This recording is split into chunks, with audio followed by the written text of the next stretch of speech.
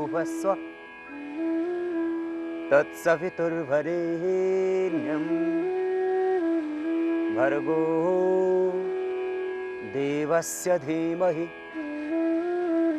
धियो यो न प्रचोदयात्। ॐ आब्रह्मन् ब्राह्मणो ब्रह्मवर्चसे जायताम् आराष्ट्रे राजन्यः शूर इषव्योतिव्याधि महारथो जायताम् दोग्ध्रे धेनुर्वूढा नड्वानाशुः सप्तिः पुरन्ध्रियोषा जिष्णो रथेष्ठाः सभेयो युवास्य यजमानस्य वीरो जायताम् निकामे निकामेन पर्जन्यो वर्षतु फलवत्यो न औषधयः पच्यन्ताम् योगक्षेमो नः कल्पताम्। ॐ सर्वे भवन्तु सुखिनः सर्वे सन्तु निरामयाः सर्वे भद्राणि पश्यन्तु मा कश्चित् दुःखभाग् भवेत्। ॐ शान्तिः शान्तिः शान्तिः।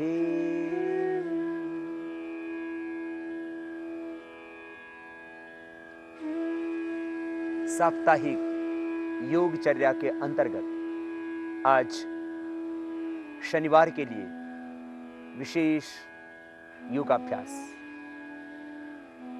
सप्ताह के 7 दिनों में प्राणायाम और प्राणायाम के साथ में दूसरी यौगिक क्रियाओं का अभ्यास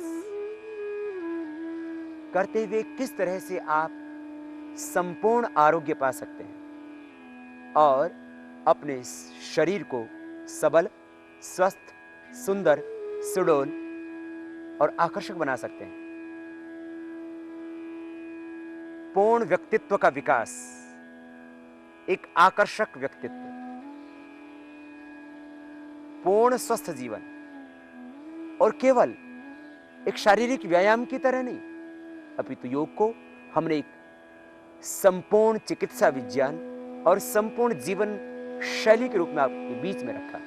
आज हम आपको बताएंगे मुख्य रूप से प्राणायाम और कराएंगे मकरासन में लेट करके, पेट के बल लेट करके कुछ विशेष उपयोगी आसन।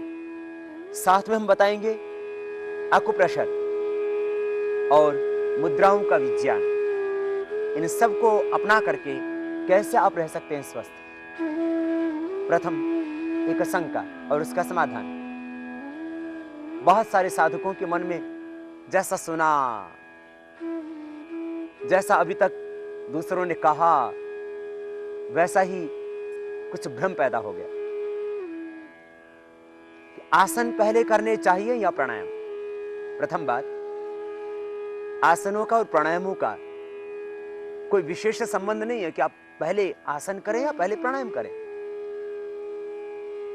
महर्षि पतंजलि का नाम लेकर के कुछ लोग पहले आसन करवाते, बाद में प्राणायाम करवाते हैं। ये घोर अज्ञान। प्रथम बात तो यह है कि महर्षि पतंजलि जिस आसन का वर्णन करते हैं, वो आसन वह नहीं है कि जिसको आप माने बैठे हैं कि वो शीर्षासन, वो चक्रासन, वो धनुरासन, वह भुजंगासन या मंडूकासन, वह नहीं है। वह तो है महर्षि पतंजलि का आसन सर्वसुखम आसनम।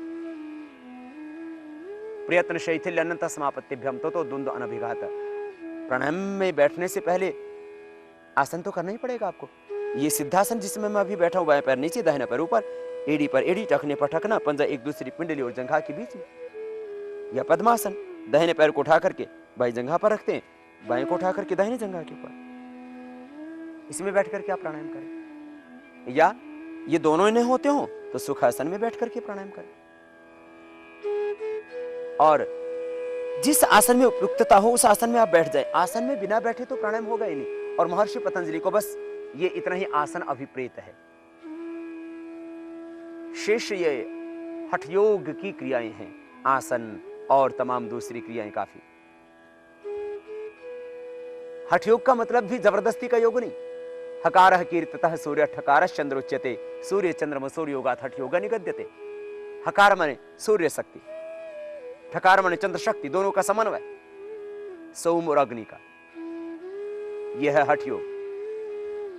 ये बाई चंद्र नाड़ी, ये दाहिनी सूर्य नाड़ी, इन दोनों का समन्वय, यह हठ योग। जीवन में शौर्य, पराक्रम, बल, साहस, यह है आपकी सूर्य शक्ति। और शांति, समर्पण, श्रद्धा, आत्मविश्वास, धैर्य, यह है चंद्र शक्ति। आप हठ योग के द्वारा अपने भीतर की शक्तियों का समन्वय करते हैं। वो हठ योग नहीं कि हाथ ऊपर खड़ा करके आदमी खड़ा होगा, एक पैर पर खड़ा हो गया, अग्नि के बीच में तप रहा है, ये हठ योग नहीं।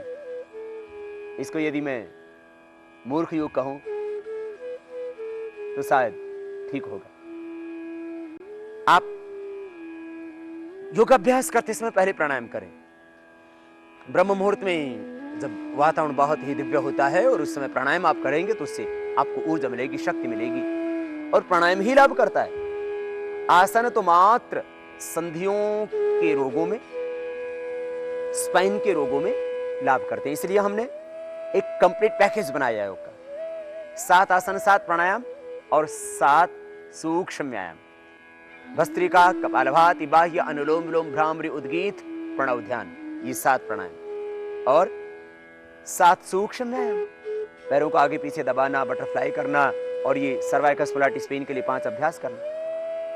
सारे शरीर की संधियों से स्वस्थ हो जाएंगे। और मंडूकासन, शशकासन, भुजंगासन, सरभासन, उत्तान पादासन, पवन मुक्तासन और मरकटासन। 7 आसन, 7 प्राणायाम, 7 व्यायाम, इतना करने से आपकी समस्त समस्याओं का हो जाता है समाधान। इसलिए आप आसन यदि पहले भी करना चाहें तो कोई उसमें ऐसा नहीं कि कुछ हानि हो जाएगी। अपितु जब मन शांत होता है, शरीर शांत होता है, तो पहले प्राणायाम करें, उसके बाद में आसन तो बहुत थोड़ी देर के लिए करना है। प्राणायाम आपको प्रतिदिन लगभग पौना घंटा करना है।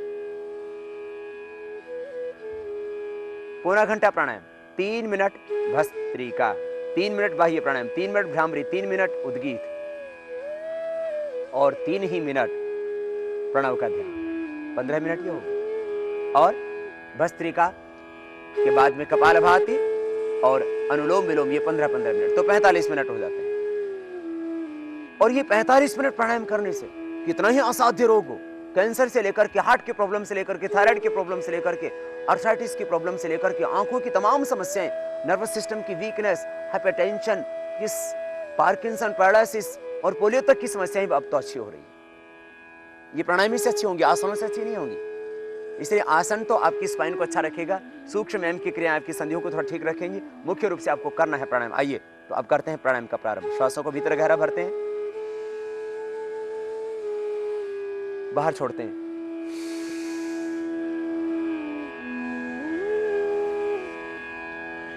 डायफ्राम तक श्वास भीतर गहरे भरना, विधि का पूरा ध्यान देना।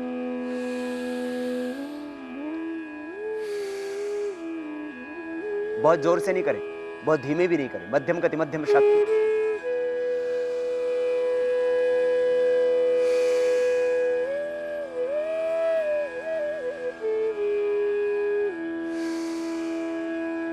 हर श्वास के साथ ओम का ध्यान करो, गायत्री का, ओम का। ओम तो एक अनपढ़ व्यक्ति भी इसका ध्यान कर सकता है और एक प्रबुद्ध व्यक्ति भी इसका ध्यान कर सकता है। एक गूंगा व्यक्ति भी ओम को बोल सकता है और मन में ध्यान सकता है। लंबे गहरे श्वास भरना और बाहर छोड़ देना।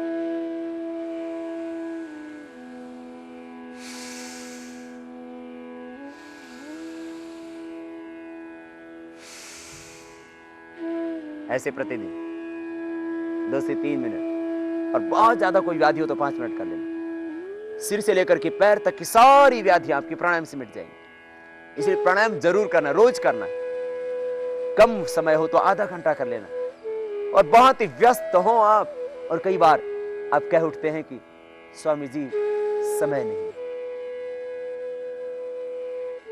आपको प्लेन पकड़नी हो, ट्रेन पकड़नी हो, तो भी आप 10 मिनट तो कर लेना कपालभाति, अनुलोम विलोम, ये 2 प्राणायाम तो। देखो इन 2 को तो कभी ना छोड़ना, खाना मिले या ना मिले, सोना को मिले या ना मिले, आप 2 प्राणायाम कभी ना छोड़ना। जिंदगी में शरीर स्वस्थ रहेगा, और शरीर स्वस्थ है तो सब कुछ है, और देह यदि बीमार हो गया तो सब कुछ व्यर्थ है। सिर में दर्द ही हो जाता तो सारी दुनिया सोनी सोनी लगती है। बच्चे भी खाने को आते हैं, ऐसा लगता है सब काट रहे हैं, सारी धरती आपको दुखमय दिखती है उस समय जब आप बीमार हो जाते हैं। इसलिए पहला सुख निरोगी काया,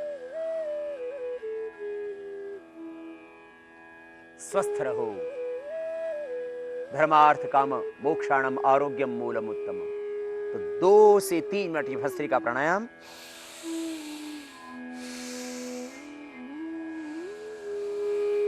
डायफ्राम तक भीतर गहरा सांस भरना। एक और भी भ्रम बहुत बड़ा है, लोग पेट में सांस भरते यूं,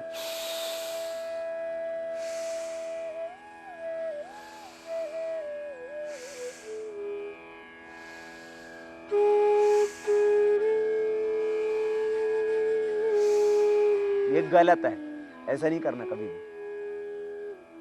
पेट सांस भरने की जगह नहीं मेरे भाई, पेट तो भोजन करने की जगह।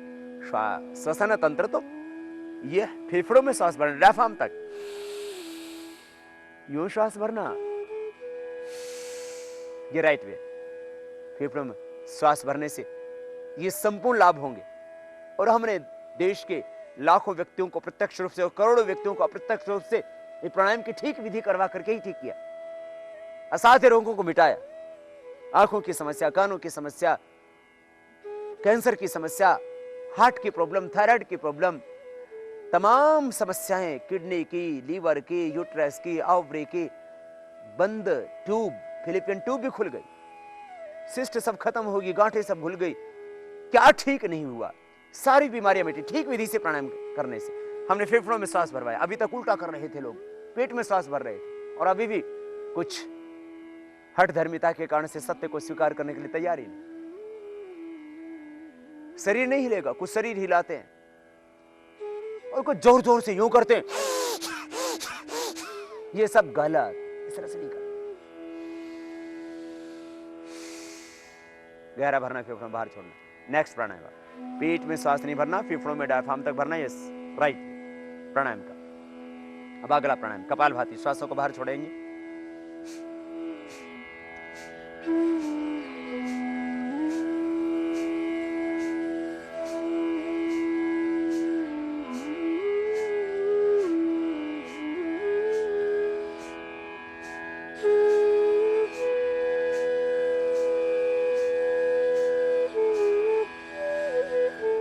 श्वासों को बाहर छोड़ते रहना। वात रोग है, पित्त रोग है, कफ रोग है, बहुत गैस बनता है। किसी किसी को तो प्राणायाम करते करते भी खांसी उठती है, गैस डकारें आती रहती है बहुत ज्यादा, तो भी करना, सब मिट जाएंगे। ऐसे हाथ दबाओ तो पूरे शरीर से डकारें आती हैं, पैर दबाओ तो डकारें आती हैं, ओह इस तरह से ये सब खत्म हो जाए प्राणायाम से। वात रोग, पित्त रोग, कफ रोग, श्वसन तंत्र की सारी problems, allergy, allergic rhinitis, sinusitis, कफ, asthma, bronchitis, bronchial asthma, thyroid की प्रॉब्लम, हार्ट की तमाम समस्याएं, हार्ट की ब्लॉकेज, बढ़ा हुआ cholesterol, triglyceride, total lipid profile आपका नॉर्मल हो जाएगा, लिपिड नॉर्मल होगा। और डायबिटीज 100% कंट्रोल, और कुछ दिनों के लगातार अभ्यास से क्या पेनक्रियास के बीटा सेल रिएक्टिवेट होंगे। खास बात कपालभाति प्राणायाम, देखो श्वासों को बाहर छोड़ना, ठीक विधि से करना भाई।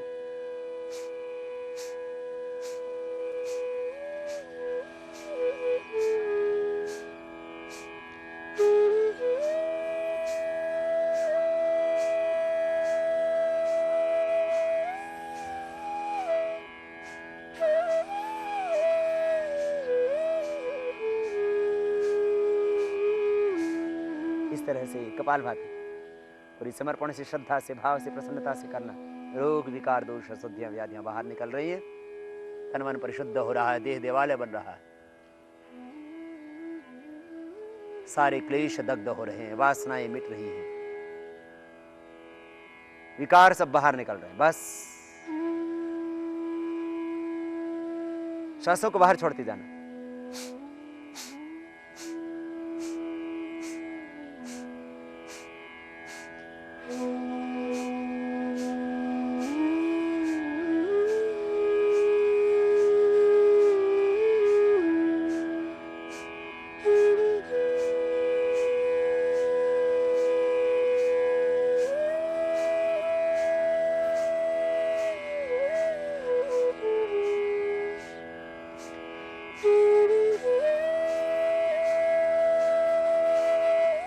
ऐसे ही करना।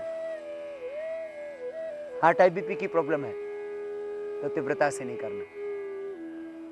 पीठ की कोई समस्या है, माने अल्सरेटिव कोलाइटिस है, अल्सर है, पेप्टिक अल्सर है, तेजी से नहीं करना। कमर में दर्द है, तेजी से नहीं करना। मध्यम गति से करो। मध्यम गति से करने से भी पूरा लाभ मिलेगा। और खास बात, कपालभाति प्राणायाम में विधि ठीक रखना। श्वासों को बाहर छोड़ना, यूं नहीं करना, ये उल्टा होगा। छोड़ना है, सांस छोड़ेंगे बाहर तो पेट अंदर जाएगा। राइट तरीके से कीजिए। आपका प्रोसेस, विधि, प्रक्रिया ठीक होनी चाहिए, फिर लाभ पूरा मिलेगा। सारी व्याधियां आपकी 7 प्राणायाम, 7 सूक्ष्म व्यायाम और हो सके तो 7 आसन, इतना ही करने से मिट जाती है।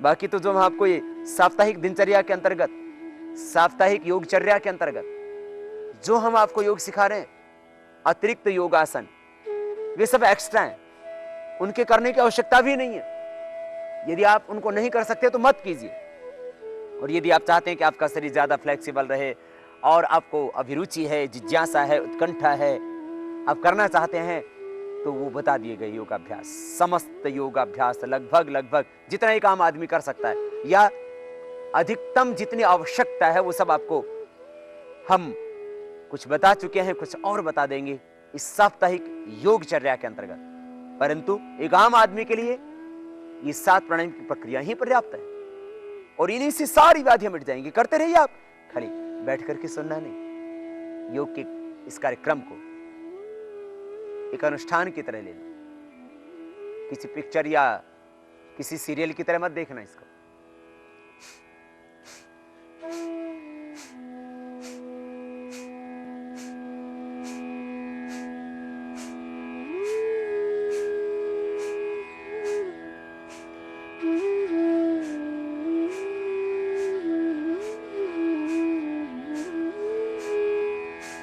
करते रहिए प्राणायाम। प्राणायाम में कुछ खास सावधानियां। कपालभाति प्राणायाम गर्भवती माताओं बहनों को नहीं करना। गर्भवती माताओं बहनों के लिए हमने स्पेशल प्रोग्राम बना दिया, इसलिए वो गर्भवती माताएं बहनें वही करें जो उनके लिए बताया गया है। 2 घंटे का एक स्पेशल प्रोग्राम ही उनके लिए बनाया हमने। कपालभाति और बाह्य प्राणायाम गर्भवती माताओं को निषिद्ध है और पीरियड के दौरान बाह्य प्राणायाम को छोड़कर के सारी सूक्ष्म व्यायाम की क्रियाएं और ये 6 प्राणायाम इजीली माताएं बहनें कर सकती हैं और करना ही चाहिए उनको। आसनों में बस थोड़ी सी सावधानी ये रखनी होती है, कमर में दर्द है तो आगे नहीं झुकना, हर्निया है तो पीछे नहीं झुकना, और कठिन आसन बीमार व्यक्ति करना ही नहीं, बस। हाँ, नहीं कुछ भी तो नहीं। योग अभ्यास तो बहुत सरल सहज है। योग को लोगों ने रहस्य बना के रखा और बोले प्राणायाम तो बोलो गृहस्थी को करना ही नहीं, आसन ही करना। और आसनों से बस यही शीर्षासन चक्रासन हो रहा था आदमी का, वैसे ही शीर्षासन हुआ था, वैसे ही चक्रासन हुआ था, ऊपर से और उसको चक्रासन करा दिया, आदमी बीमार पड़ गया और आदमी ने योग करना ही छोड़ दिया। इसलिए हमने कहा प्रथम योगाभ्यास 90% फिजिकल बेनिफिट भी प्राणायाम से ही आपको होंगे।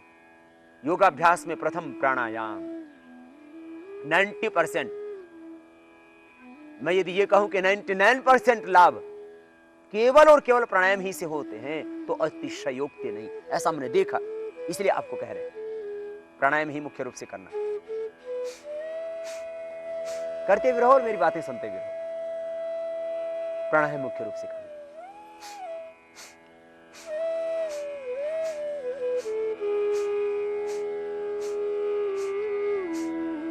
1 मिनट में 60 बार, 5 मिनट में 300 बार, 10 मिनट में 600 बार, 15 मिनट में 900 बार हो जाएगा।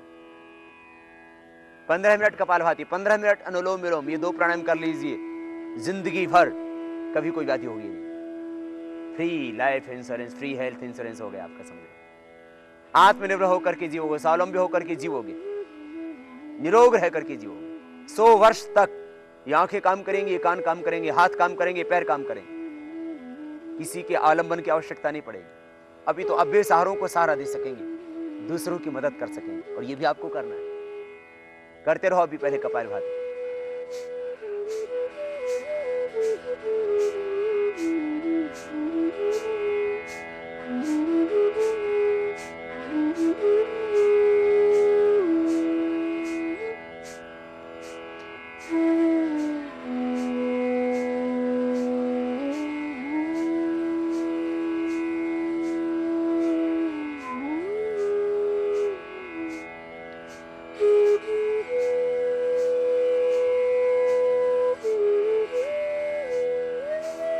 करते रहिए भाव से।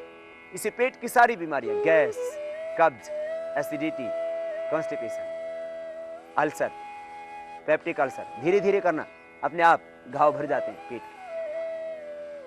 कपालभाति प्राणायाम से पेट की समस्त व्याधियां मिट जाती हैं। एसजीओटी, एसजीपीटी, बिलिरुबिन सब नॉर्मल हो जाता है। कपालभाति प्राणायाम से हेपेटाइटिस ए, बी, सी तीनों नेगेटिव हो जाते हैं। ऐसा किया है हमने और ऐसा हुआ है, ऐसा हो चुका है। इसके हमारे पास में डेटा है जो पूरे। मैं जितने भी बीमारियों के बारे में आपको बताता हूं कि ये प्रॉब्लम मिटती है, वो सारी प्रॉब्लम हमने मिटाई। इसलिए आपको कहा, आंखों का चश्मा उतारा, रेटिना की, कॉर्निया की, आंखों की तमाम समस्याएं। बहुत से लोग रोज हमसे मिलते हैं कि स्वामी जी इन आंखों से देख नहीं पा रहे थे, अब इन आंखों से देखने लगे। ये पैर नहीं चल पा रहे थे, अब कदम आगे बढ़ने लगे। ये हाथ हिल नहीं पा रहे थे, गठिया हो गया था, भयंकर गठिया, आर फैक्टर पॉजिटिव आ चुका था, अब नेगेटिव आ गया। ऐसा होता है, इसलिए मैं कहता हूं। लीवर की समस्या, किडनी की समस्या, क्रिएटिनिन लेवल कम आ जाता है, यूट्रस की ओवरी की सारी समस्याएं ठीक हो जाती है। प्रोस्टेट जो बढ़ा हुआ था नॉर्मल आकार आ जाता है। ऐसा होता है, इसलिए मैं कहता हूं कपालभाति प्राणायाम।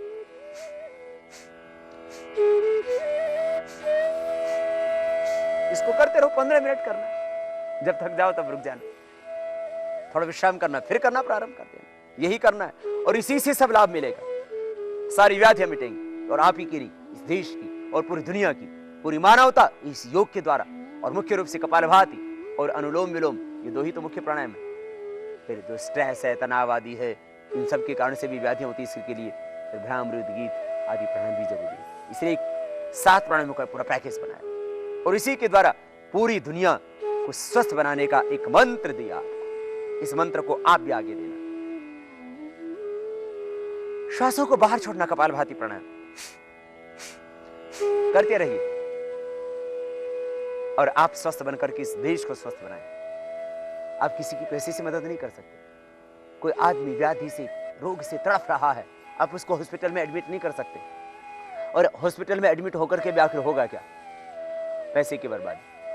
आज तक पूरी दुनिया में कुछ थोड़ी बहुत बैक्टीरिया, वायरल इन्फेक्शन छोड़ दीजिए, कोई ऐसी दवा ना बन सकी एलोपैथ में जो किसी बीमारी को परमानेंट क्योर कर सके। एक सिर दर्द भी ठीक नहीं होता। सिर दर्द के एक इंटरनेशनल हेडेक सोसाइटी है, उसने 59 कैटेगरी बनाई और फिर जितने बाकी सिर दर्द बच गए उनको एक नाम दे दिया। 60 प्रकार के तो सिर दर्द है, एक प्रकार का भी सिर दर्द अच्छा नहीं होता। फिर ये माइग्रेन पेन, फिर ये डिप्रेशन, फिर हार्ट की प्रॉब्लम। हार्ट की प्रॉब्लम से लगभग कॉरोनरी हार्ट डिजीज से भारत के अंदर करीब 3 करोड़ लोग पीड़ित हैं। और ये तो रिपोर्ट आई, उनकी बात है। और इसमें से 10% लोग हर वर्ष मर रहे हैं दवा खाते खाते। करीब 30 लाख लोग हर वर्ष मौत के मुंह में समा जाते हैं। और पूरी दुनिया के अंदर लगभग 5 करोड़ लोग बीमारियों के कारण से मर जाते हैं दवा खाते खाते। दवा ठीक है, कंट्रोल है, मैं नहीं कहता कि दवा एकदम से बंद कर दो, लेकिन क्योर तो केवल योग में है। और ऐसा होता है, इसलिए मैं कहता हूं। और अभी तो हमने पूरा डॉक्यूमेंटेशन किया है और हर एक बीमारी को अलग अलग, उनको अलग अलग सप्ताह, 10 दिन, फिर महीना, 2 महीना, 3 महीना योग करा के उनके पूरे डेटा कलेक्ट कर रहे हैं हम।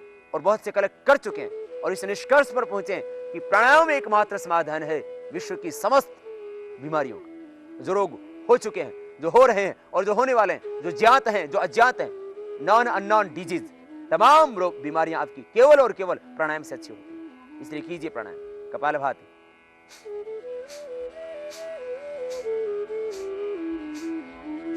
और मिट जाएंगी बीमारियां।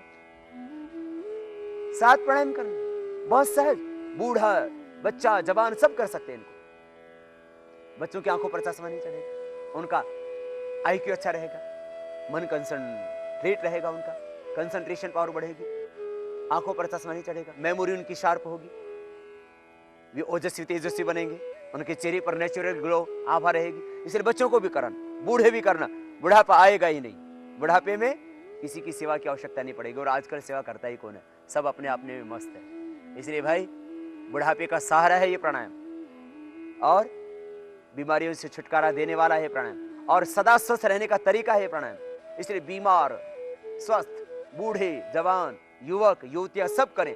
सदा यौवन, सदा जवानी, सदा मस्ती रहेगी। चेहरे पर लालिमा, बालों में कालिमा, आखिर किसको नहीं चाहिए। करना कपालभाति, ऐसा ही होगा। मूलाधार चक्र की शक्ति जब ऊर्ध्वगामी होती है तब ऐसा होता ही। तुम्हारे भीतर ही सब समाधान है।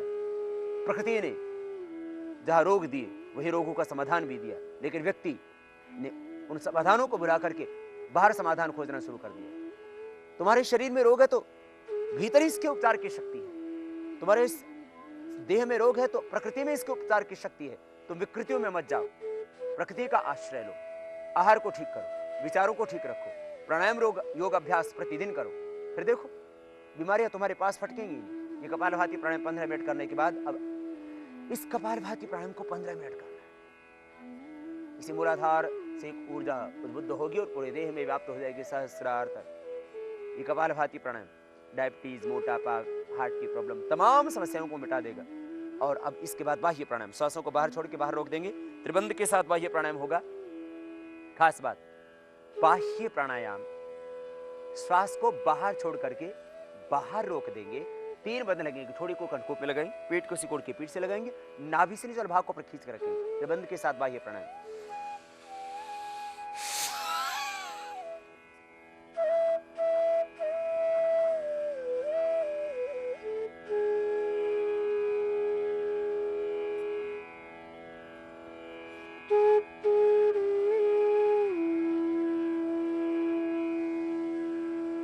हार्ट हाई बीपी की प्रॉब्लम है तो नहीं करना। हाँ, कंट्रोल में है हार्ट हाई बीपी की प्रॉब्लम तो 5-7 सेकंड आप कर सकते हैं, नहीं तो अग्निसार क्रिया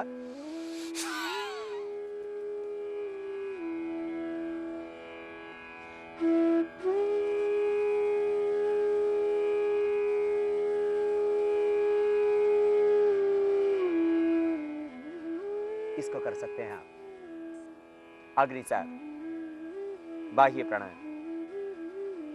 सर्वाइकल स्पॉन्डिलाइटिस पेन हो तो ये गर्दन बंधने लगाना, गर्दन सीधी रखी, देखिए यूं कर सकते हैं आप।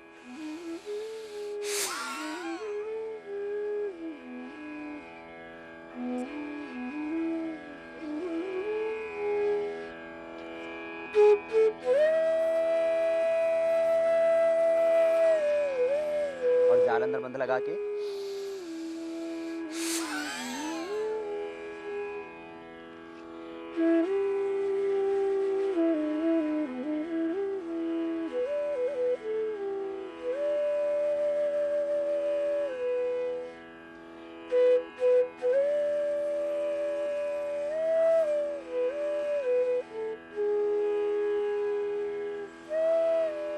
इस तरह से कर सकते हैं। 3 से 5 बार रोज कर लेना है। फिर 5 से 15 मिनट अनुलोम विलोम प्राणायाम करना। कपालभाति अनुलोम विलोम दोनों का 15 मिनट समय और कीजिए। फिर देखिए बीमारियां व्याधियां तुम्हारे पास फटकेंगी। अनुलोम विलोम प्राणायाम, दाहिने हाथों पर उठाते हैं, राइट नोस्ट्रल को बंद करते हैं, लेफ्ट से सांस को भीतर गहरा भरते हैं,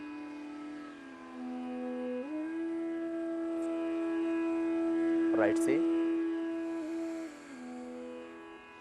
बाहर।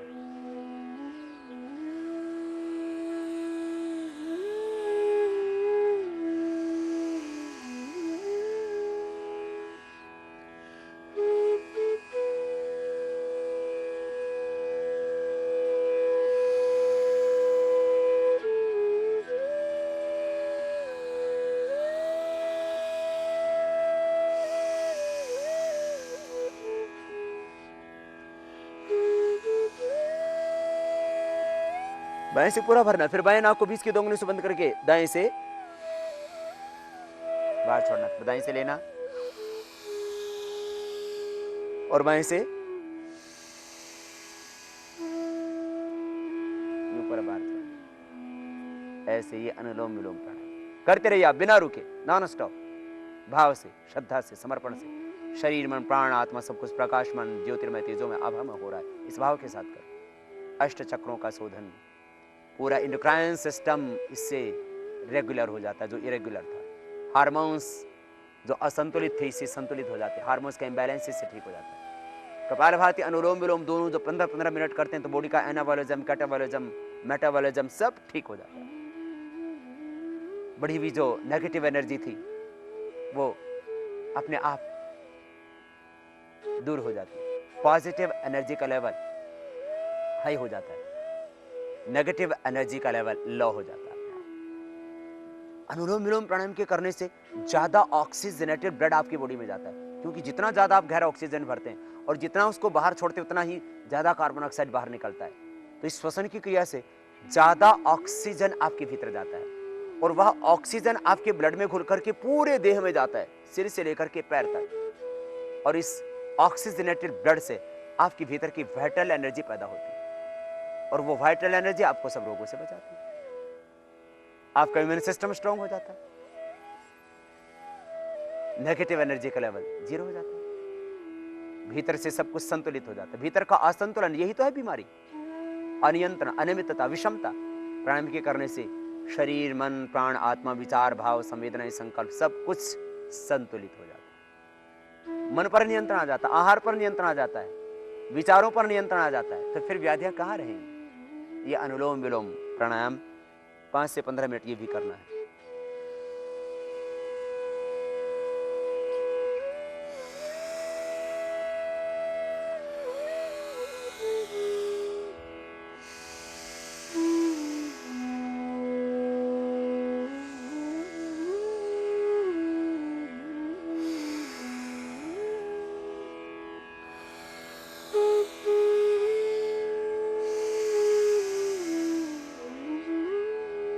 अनुलोम विलोम प्राणायाम कीजिए, आपका शरीर स्वस्थ हो जाएगा, पूरी तरह से स्वस्थ, निरामय, निरोग। अनुलोम विलोम प्राणायाम पूरे देह को स्वस्थ बना देता है। अब करते भी रहिए और सुनते भी रहिए मेरी बातों को, खाली सुनने से बात नहीं बनेगी, करना पड़ेगा। सब कुछ प्रयोगात्मक है, तुम्हें करना है, तुम्हें पाना है। मेरे करने से तुम्हें लाभ नहीं होगा और मेरे सिर पर हाथ धरने से कि मैंने सिर पर हाथ रख दिया और तुम ठीक हो जाओगे, ऐसा कुछ भी तो नहीं है। योग तो एक विज्ञान है, एक साइंस है और ये ऋषियों की करोड़ों वर्ष पुरानी साइंस जिसको हमने भुला दिया था, आज फिर से इसकी आवश्यकता है। और 200 साल पहले तो इस धरती पर कोई दवा थोड़ी नहीं थी। योग से, प्रकृति के आश्रय से, आयुर्वेद से ही दुनिया के लोग स्वस्थ रहते आए थे। और आज 1,96,8,53,105 वर्षों से ये आयुर्वेद, ये योग और ये प्रकृति आज भी बरकरार है। यद्यपि प्रकृति को बहुत व्यक्ति ने बिगाड़ा, इसलिए प्रकृति ने उसको खूब लताड़ा भी। आज फिर से हमें प्रकृति को लौटना होगा। वायु को दूषित न करो, इसको देवता कहते हो। वायु देवता, पृथ्वी देवता, अग्नि देवता, चंद्रमा देवता, सूर्य देवता। ये वायु, ये पृथ्वी, ये अग्नि, ये देवता है, इनको बिगाड़ो नहीं और इनका उपयोग करो अपने जीवन में। प्रकृति के साथ जुड़ो, सीधा साधा सिंपल आहार लो, हरी सब्जियां, सुबह उठ करके लौकी का जूस, कोलेस्ट्रॉल बढ़ा हुआ है, ट्राइग्लिसराइड बढ़ा हुआ है तो, और डायबिटीज है तो खीरा, करेला, टमाटर का जूस, सदाबहार नीम की पत्तियां डाल करके, और प्राणायाम कीजिए, इससे सब कुछ ठीक हो जाएगा। संतुलित आहार, संतुलित विचार, प्राणायाम से अपने आप ही हो जाएंगे आपके विचार संतुलित, मन में सकारात्मक भाव पैदा होंगे। अनुलोम विलोम प्राणायाम लंबा ले, लंबा छोड़ें।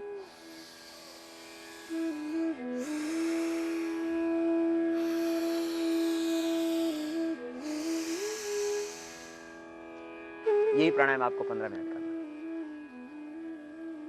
और इसी से ये आपका डॉक्टर है, कपालभाति अनुलोम विलोम। यूं तो इस देश के अंदर, भारत के अंदर ही करोड़ों करोड़ों लोग एक एक बीमारी से पीड़ित हैं और डॉक्टर 6,22,105 डॉक्टर तो एलोपैथ के हैं। और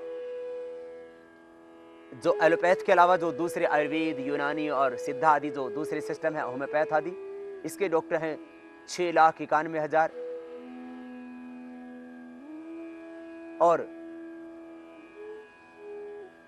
470। एक तरफ ये 6,91,470 डॉक्टर अल्टरनेटिव सिस्टम जिनको हम ये लोग बोलते हैं एलोपैथ वाले, और दूसरी तरफ एलोपैथ के 6,22,105 डॉक्टर, और अकेले आयुर्वेद के 4,30,363 डॉक्टर। फिर भी क्या हो रहा है, बीमारियां उतनी बढ़ती जा रही है। इसलिए आपका डॉक्टर है प्राणायाम। आपका आरोग्य अपने आप से मिलेगा। बस प्राणायाम कीजिए, अनुलोम विलोम, लंबा लेना, लंबा छोड़ना।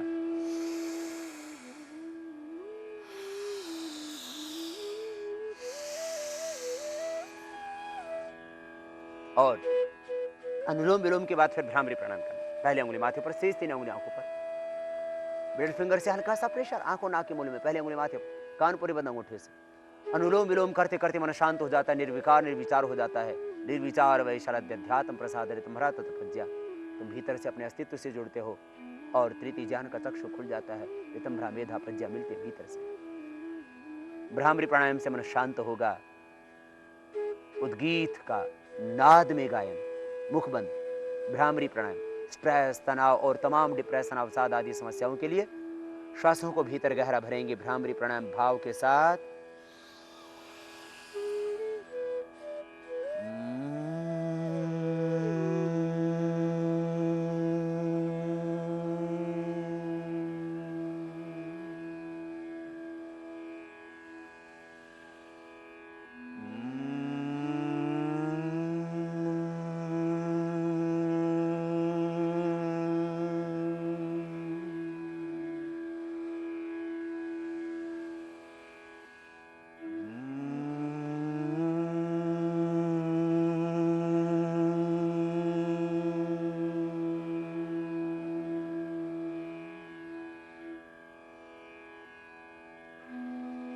और भ्रामरी के बाद उद्गीत प्राणायाम।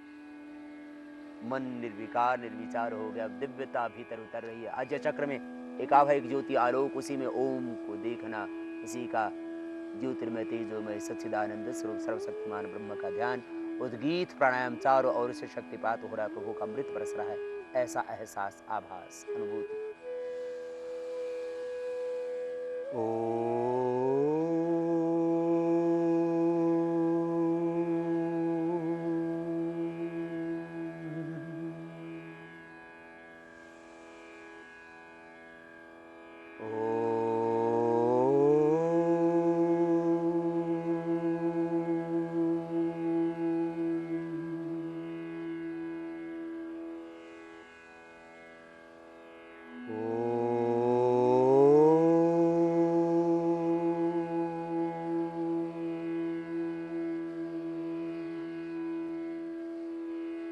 थोड़ी देर श्वासों पर मन को केंद्रित कर, प्राणों के साथ प्रणव का ध्यान।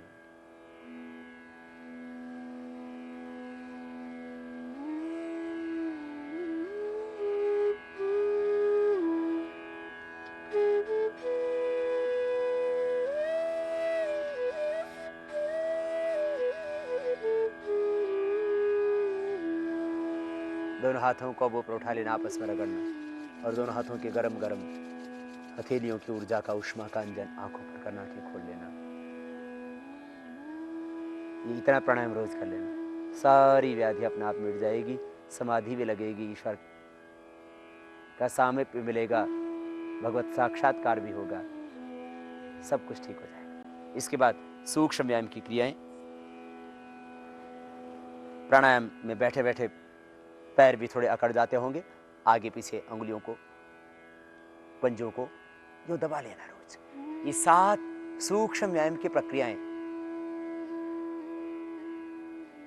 पूरी गोलाई में पैरों को यूं घुमा लेना,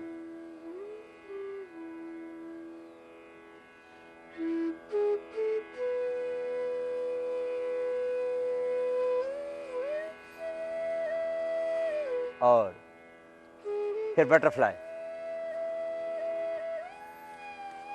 बहुत सरल सहज क्रियाएं जिसको हर बच्चा भी कर सकता है, बूढ़ा भी कर सकता है। प्राणायाम और 7 प्राणायामों के साथ ही 7 सूक्ष्म व्यायाम की क्रियाएं। दोनों हाथ सामने, अंगूठा अंदर, उंगलियों पर गोल घुमाते हैं। नेक्स्ट एक्सरसाइज, दोनों हाथ कोने से सामने से मोड़ लेते हैं और बड़ा शून्य बना देते हैं। क्लॉकवाइज बड़ा शून्य बनाते हैं, फिर इसके अपोजिट साइड से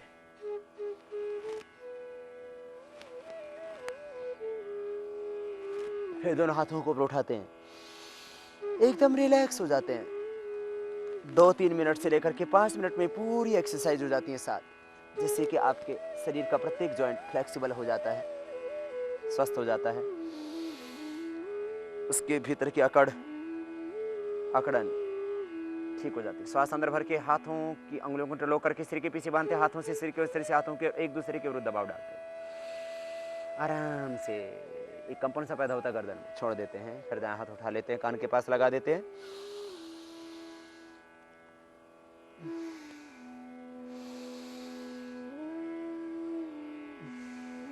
दोनों हाथ घुटनों के ऊपर, कंधों को गोल घुमा देते हैं। एक तरफ से करने के बाद फिर उसके अपोजिट साइड से। और आज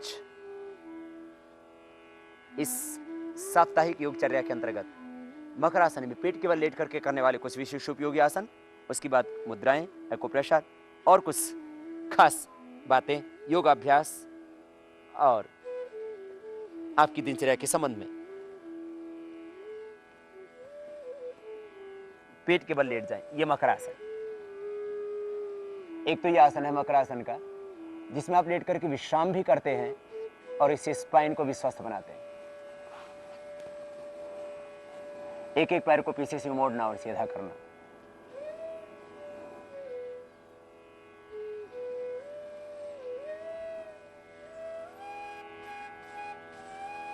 फिर दोनों पैरों को एक साथ, ये मकरासन एक अभ्यास। मकरासन का दूसरा अभ्यास विश्राम का आसन है, जिसमें बाएं हाथ की हथेली नीचे, दायां उसके ऊपर और माथा हथेलियों के ऊपर, पैर की एड़ियां अंदर, पंजे बाहर की ओर। ये विश्राम के लिए, ये विश्राम का मकरासन है। इसमें ऐसे लेट करके विश्राम करें।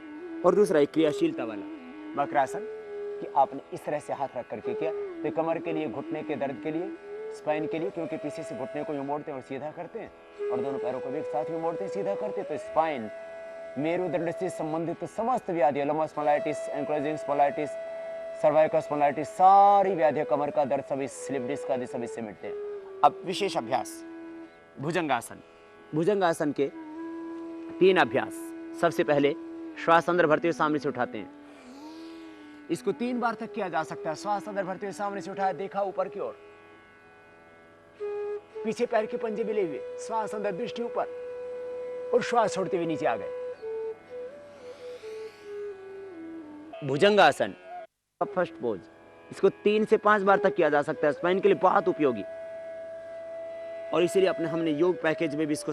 भुजंगासन का दूसरा पोज, बाएं हाथ के हथेली नीचे, दाएं उसके ऊपर, थोड़ी नीचे, श्वास अंदर भरते हुए हाथ ऊपर उठाएंगे, कोहनियों से हाथ ऊपर उठते हैं, हथेलियां जमीन पर ही होती हैं, और दृष्टि ऊपर की ओर, कोहनियां पूरी सीधी, दोनों पैर पीछे मिले हुए, जहां बेल्ट बांधते वहां तक उठा देते हैं और श्वास छोड़ते हुए नीचे आते हैं। ये भुजंगासन का सेकंड पोज। भुजंगासन का तीसरा पोज, दोनों पैर पीछे मिले हुए, श्वास अंदर भरते हुए सामने से उठाएंगे,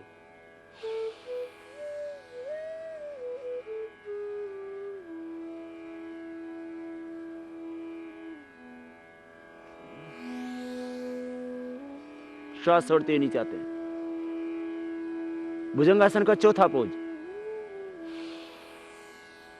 दोनों पैर पीछे मिले हुए, सामने से उठा देते पूरा। अब दाहिने कंधे के ऊपर से पीछे अपोजिट साइड के पैर की एड़ी को देखते, पैरों में थोड़ा 1 फीट का फासला करिए। तिर्यक भुजंगासन, श्वास छोड़ते धीरे धीरे नीचे आते हैं। फिर दूसरी ओर से इसी अभ्यास को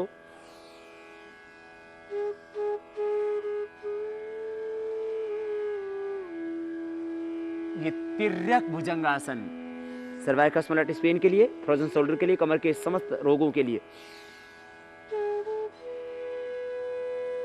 एक एक अभ्यास को आप 1 से 3 और ज्यादा प्रॉब्लम है तो 5 बार तक कर सकते हैं। स्पाइन के लिए विशेष उपयोगी अभ्यास है। इनसे भुजाएं भी स्वस्थ होती हैं। अब शलभासन, दोनों हाथ थाई के नीचे, थोड़ी जमीन पर, पीछे से एक एक पैर को ऊपर उठाएंगे। दाहिना पैर घुटने से सीधा एकदम ऊपर उठे, जितना उठा सकते हो, फिर नीचे ले आए। कमर में अधिक दर्द है तो ज्यादा ना उठाना।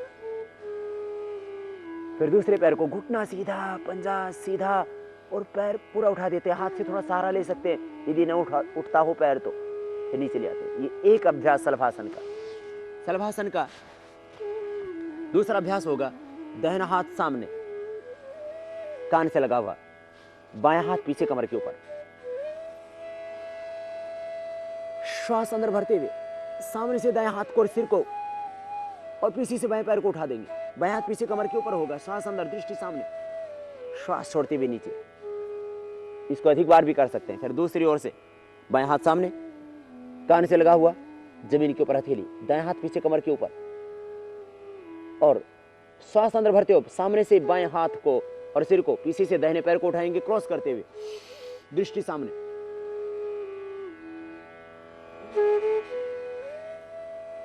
शलभासन का तीसरा पोज, दोनों हाथ पीछे कमर के ऊपर, दाहिने हाथ से बाएं हाथ की कलाई को पकड़ लेते हैं। अब श्वास अंदर भरते हुए सामने से छाती को उठाएंगे, देखेंगे ऊपर की ओर, छाती उठ जाएगी सामने से, पीछे पैर मिले हुए, पंजे पीछे तले हुए, हाथ पीछे खींच के नेतम के ऊपर, और श्वास छोड़ते हुए नीचे। शलभासन का ये तीसरा अभ्यास हुआ। अब चौथा अभ्यास, पीछे से पैर, सामने से छाती, दोनों तरफ से उठाएंगे। सामने से छाती उठी, पीछे से पैर उठे, बैलेंस बनाया दोनों ओर से, श्वास छोड़ते हुए नीचे आ गए। ये शलभासन के 4 अभ्यास हुए। शलभासन का 5वां अभ्यास थोड़ा कठिन, जिनको कमर में दर्द है वे न करना। वैसे स्पाइन के लिए उपयोगी है, लेकिन कमर में ज्यादा दर्द हो तो नुकसान होगा। थोड़ी जमीन पर, दोनों हाथ थाई के नीचे, और श्वास अंदर भरते हुए दोनों पैरों को पीछे से उठा देंगे।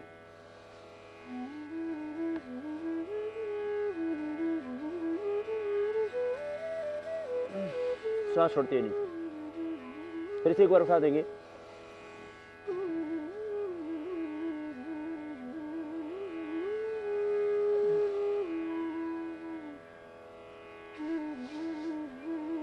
दोनों हाथ सामने खोल देंगे। पेट के बल लेट करके करने वाले कुछ विशेष उपयोगी आसनों में ही एक और उपयोगी आसन कमर के दर्द के लिए भी उपयोगी है, लेकिन ज्यादा दर्द हो तो न करना। दोनों हाथ सामने, पास में, पीछे से दोनों पैर पास में, श्वास अंदर भरते सामने से हाथों को पीछे से पैरों को उठाएंगे, सामने से छाती और सिर भी उठेगा।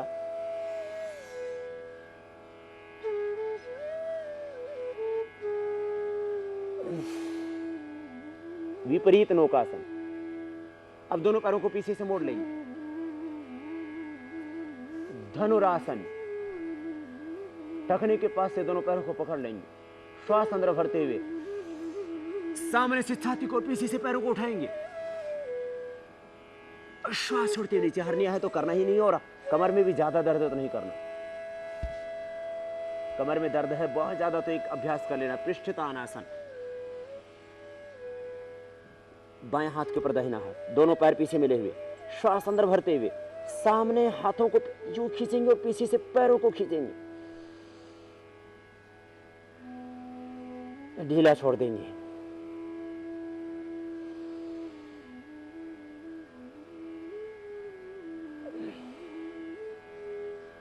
और फिर बालासन में विश्राम कर सकते हैं। बालासन होता है बाएं पैर को मोड़ो, बाएं हाथ को नीचे रखो, दायां हाथ उसके ऊपर, बाएं ओर ही देखो। इस तरह से हथेलियों के ऊपर सिर को यूं रख देना और यूं देखना। ये विश्राम के लिए बाल आसन भी इसको कहते हैं, विश्राम आसन भी इसको कहते हैं। पेट के बल लेट करके करने वाले आसन करते हुए जब थकान लगे तो ऐसे लेट जाना, जैसे आप बाईं करवट से लेटे ऐसे ही दाईं करवट से भी लेट सकते हैं इसी में। ये विश्राम के लिए आसन है।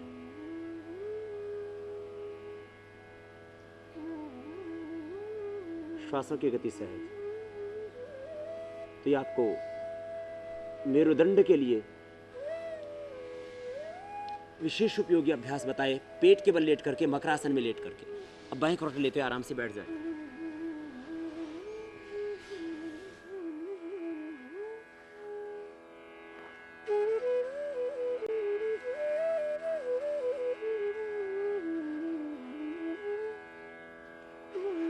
और अब हम आपको बताते हैं कुछ एक्यूप्रेशर की क्रियाएं, कुछ मुद्राएं। मुद्राओं का भी बहुत बड़ा महत्व है शरीर को स्वस्थ बनाने के लिए। मुद्राएं दोनों हाथों से एक साथ की जाती हैं। हम आपको समझाने की दृष्टि से एक हाथ से पहले बता रहे हैं।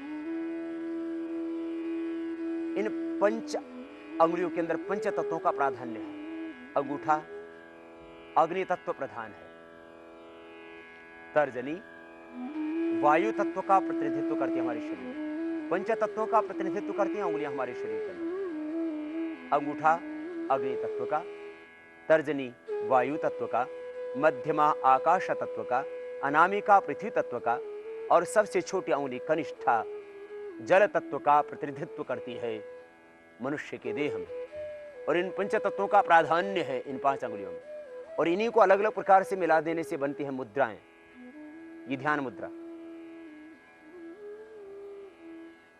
इसमें बैठने से मन शांत हो जाता है।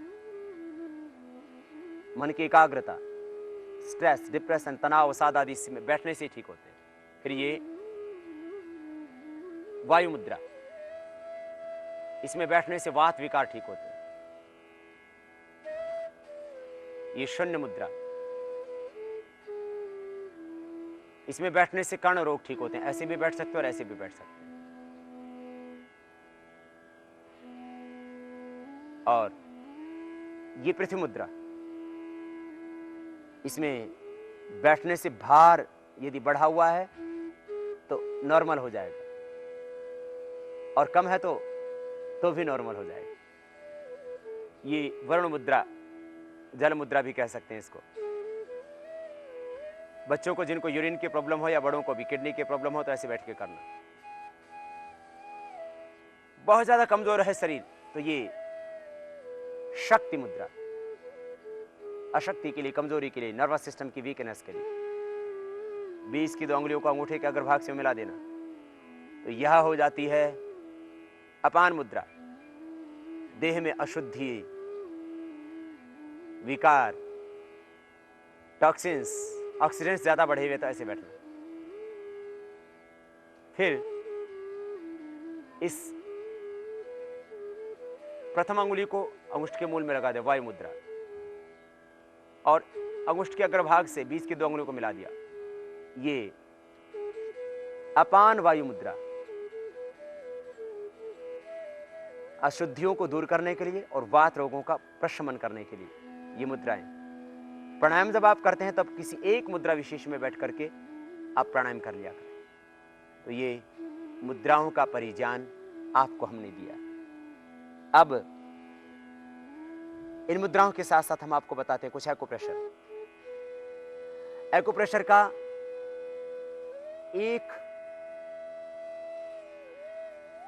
एक पॉइंट अपने आप में बहुत महत्वपूर्ण है। एक एक्यूप्रेशर की प्रक्रिया तो आज आप हर गली में, हर मोहल्ले में, हर सड़क पे देख सकते हैं। लोग बाल काला करने के लिए ऐसे घिसते रहते हैं, ये बालों को काला बनाने के लिए, और झड़े हुए बाल दोबारा से आ जाते हैं। गंजी खोपड़ी पर बाल उगाते हैं, भूषण जमीन पर उद्यान लहराने लगता है। बाल काला करने के लिए सफेद बाल काले उगते हैं जड़ से ही, झड़ गए बाल गंजी खोपड़ी पर दोबारा बाल आ जाते हैं। ऐसे करने से बहुत अद्भुत है, बालों के लिए बहुत लाभ होता है। बहुत लोगों के बाल आए और बहुत से लोगों को हमने अपने शिविरों में दिखाया भी, जिनके पहले के फोटोग्राफ्स भी उनके थे। कि पहले गंजी थी खोपड़े बाल आगे, कपालभाति अनुलोम विलोम भी उसमें लाभ करते हैं। कुछ लोगों ने तो बिना ये नेल वाला किए ही खाली प्राणायाम किया और पूरा लाभ हो गया, खाली प्राणायाम से। इसलिए प्राणायाम और ये दोनों साथ साथ करने से 100% लाभ होगा केश के रोगों में, बाल के रोगों में। अब कुछ एक्यूप्रेशर के और पॉइंट जो बहुत ही महत्वपूर्ण है। जैसे किसी को थायराइड की प्रॉब्लम है तो ये पॉइंट दबाए, ये थायराइड के लिए खास पॉइंट। ये पॉइंट हम अपने शिविरों में बहुत बार बताते हैं, अभी एक बार आपको बता रहे हैं। ये थायराइड के लिए पॉइंट खास, इसके ऊपर ये वायु के लिए, पेट की गैस के लिए। हथेली के बीच में ये जो पॉइंट है, हथेली के बीच में पॉइंट किडनी के लिए, और इसके बाहर की ओर यहां ये पेनक्रियाज के लिए। बाएं हाथ में बाएं ओर क्योंकि हार्ट है, इस पेनक्रियाज के पॉइंट के ऊपर जस्ट ये हार्ट के लिए, इसकी जस्ट ऊपर ये कान के लिए, बीच की 2 उंगलियों के नीचे हथेली की ओर जीवन रेखा के ऊपर फेफड़ों के लिए, प्रथम 2 उंगलियां तर्जनी और मध्यवाहिनी के बीच में ये आंख के लिए, ये स्ट्रेस के लिए, तनाव के लिए, तनाव के लिए खास पॉइंट। और यूरिन प्रॉब्लम्स के लिए ये वाला पॉइंट। ये सारे पॉइंट साइनस पॉइंट है। कमर के दर्द के लिए खास ये पॉइंट, ये दबाएं और छोड़ें। कमर के दर्द के लिए प्रथम और द्वितीय अंगुली इनके पीछे गैप है, इसमें दबाएं तो ये सर्वाइकल स्पॉन्डिलाइटिस पेन के लिए, ये भी बाहर की ओर सर्वाइकल स्पॉन्डिलाइटिस पेन के लिए। इस तरह से ये पॉइंट आप थोड़े दबा लें। दांतों की समस्या है तो सभी अंगुलियों के टॉप पर दबा लें। तो दांतों की समस्या के लिए सभी अंगुलियों के टॉप पर दबाइए। 4 अंगुलियां दाएं और बाएं और दोनों हाथों में और पैरों में। जैसे हमने हाथ में पॉइंट बताया इसी तरह से पैर में भी है। पीछे के जितने भी चैनल हैं अंगुलियों के पीछे के हाथों में और पैरों में, ये दर्द निवारक। और अंगूठे के नीचे यहां ये बवासीर के लिए ये पॉइंट, पाइल्स के लिए, ये आंतों के लिए पॉइंट दोनों हाथों में। और ये जो नीचे की जहां माताएं बहनें चूड़ियां पहना करती थी, इससे पौरुष ग्रंथि, डिम्ड ग्रंथि, यौन ग्रंथि, माने धातु संबंधी रोग, यौन संबंधी रोग और स्त्री रोग समस्त यहां से दबाने से स्त्रियों के, पुरुषों के पौरुष संबंधी रोग सब यहां दबाने से ठीक हो जाते हैं। तो ये एक्यूप्रेशर के कुछ खास पॉइंट आपको बताए। एक्यूप्रेशर एक जगह 1 से 5 मिनट तक अधिकतम कर सकते हो। 1 मिनट से लेकर के 5 मिनट तक दबाना और छोड़ना, रोटेट करना, पंपिंग करना, खाली पेट करना एक्यूप्रेशर, या खाने के 2 घंटे बाद करना। एक्यूप्रेशर भी अपने आप में एक बहुत बड़ी विद्या है और निर्दोष है। कहीं गलत जगह दब गया तो कोई नुकसान नहीं होगा। इसके लिए एक्यूप्रेशर को हमने अपनी इस चिकित्सा प्रक्रिया के अंतर्गत सबसे पहले प्राणायाम, उसके बाद में आसन, उसके बाद में एक्यूप्रेशर, मुद्राएं तो प्राणायाम के साथ ही होती हैं, फिर प्राकृतिक उपचार, फिर आयुर्वेद को हम लेते हैं। आयुर्वेद तो लास्ट में आता है, उसकी भी आवश्यकता बहुत अधिक रहती ही नहीं है। मुझे लगता है योग की प्रक्रियाओं से, इन मुद्राओं से और एक्यूप्रेशर की इन विधाओं से और प्रकृति के साथ जुड़ते हुए आप निश्चित रूप से एक संपूर्ण आरोग्य पाएंगे। आप ही स्वस्थ नहीं बनेंगे, इस देश को भी स्वस्थ बनाएंगे। हम सबका एक संकल्प हो, स्वस्थ भारत का निर्माण हो, जिसमें देशवासियों का स्वास्थ्य अच्छा हो, हर व्यक्ति स्वस्थ हो, किसी का तन रोगों से पीड़ित ना हो, आखिर गरीब अमीर सभी रोगों की चपेट में हो। और एक समाधान है योग। आप सब दुनिया के दुखी रोगियों के लिए दवा नहीं कर सकते। एक एक व्यक्ति के लिए दवा करो तो लाखों लाखों रुपए तो खाली डायग्नोज होने में खर्च हो जाते हैं कि बीमारी क्या है। आखिर दवाइयां फिर कैसे हम कर पाएंगे। इसलिए आओ हम सब मिलकर के एक संकल्प लें कि हम स्वयं योग सीखेंगे, अपने गली के लोगों को, मोहल्ले के लोगों को, अपने परिवार के लोगों को योग सिखाएंगे और ये संकल्प आगे बढ़ाएंगे। निश्चित रूप से पूरा देश और पूरी दुनिया स्वस्थ बनेगी। स्वस्थ तन, स्वस्थ मन, स्वस्थ चिंतन, सकारात्मक मानसिकता के द्वारा ही इस राष्ट्र का कल्याण संभव है। आओ हम सब मिलकर के योग की शरण में आए। योगम शरणम गच्छामि का उद्घोष दिग दिगंतरों में गूंजा दें, पूरे ब्रह्मांड में गूंजा दें और इस ऋषियों की परंपरा का पूरे विश्व के अंदर प्रचार करें, जिससे ये पूरी मानवता स्वस्थ रहे, जिससे लोग अपनी चेतना से जुड़ें और अपने ही भीतर उस विराट ब्रह्म परमेश्वर को पालें, जिससे कि जीवन पाना धन्य हो जाए, सारी वितृष्णा मिट जाए, सारा लोभ मिट जाए, सारा क्रोध मिट जाए और पूर्णता की अनुभूति हो, भीतर से तृप्ति मिले, शांति मिले सबको, आनंद मिले सबको, हम सब ईश्वर के सच्चे पुत्र और पुत्रियां बन जाए।